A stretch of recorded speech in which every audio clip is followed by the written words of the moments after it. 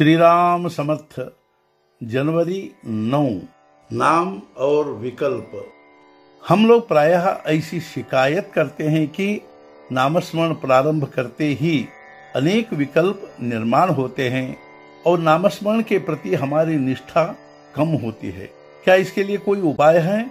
लेकिन ऐसी मन की अवस्था निर्माण होने में ही हमारे ध्यान में एक बात नहीं आती कि मन की यह अवस्था ही नामस्मरण का महत्व प्रस्थापित करती है। जब व्यक्ति नामस्मरण करना प्रारंभ कर देता है तब विकल्प घबराने लगते हैं। वे जानते हैं कि अब यह व्यक्ति नामस्मरण करने लगा है, अब हमारी कोई खैर नहीं। इस डर से वे चंचल होते हैं, इसलिए वे व्यक्ति को नामस्मरण से परावृत करने का प्रयत्न करते हैं। विकल्प बहुत सूक्ष्म होते हैं, इसलिए उनका उच्चाटन करने का उपाय भी उनकी जड़ों तक पहुंचने वाला और सूक्ष्म होना चाहिए। भगवान का नामस्मरण ही इसका उपाय है।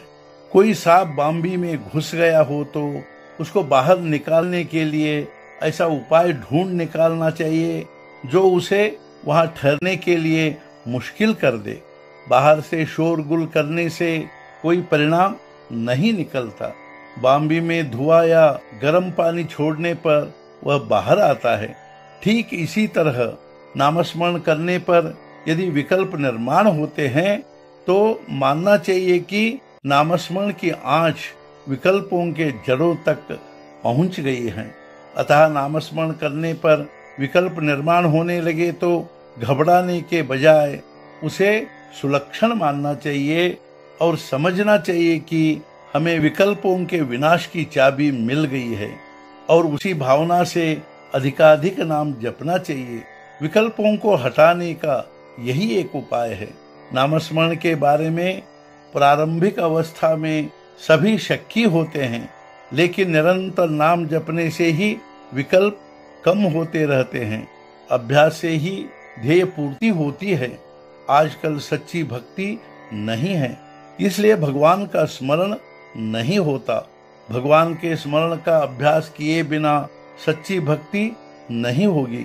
समझदार व्यक्ति को अकारण विकल्पों के बारे में सोचना नहीं चाहिए, सीधे नामस्मरण प्रारंभ कर देना चाहिए। विकल्प समाप्त होकर भगवान के बारे में संकल्प निर्माण होने लगे तो समझना अपना काम हो गया, अर्थात हम नामस्मरण में सफल हो गए।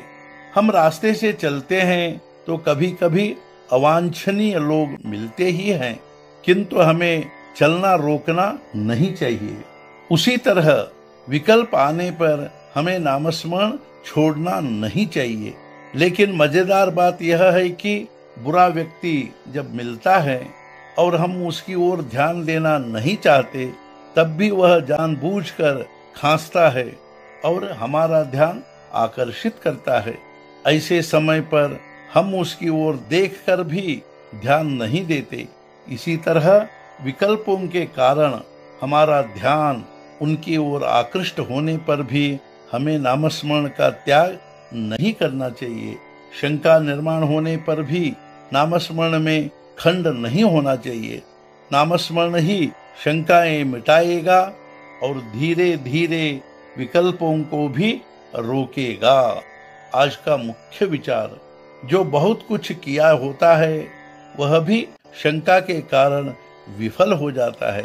ऐसा प्रण करने पर कि हम नामस्मरण हर हालत में नहीं छोड़ेंगे तो हमारी वृत्ति निशंक होकर ही रहेगी। सद्गुरुनाथ महाराज की जय। जय जय रघुवीर समर्थ।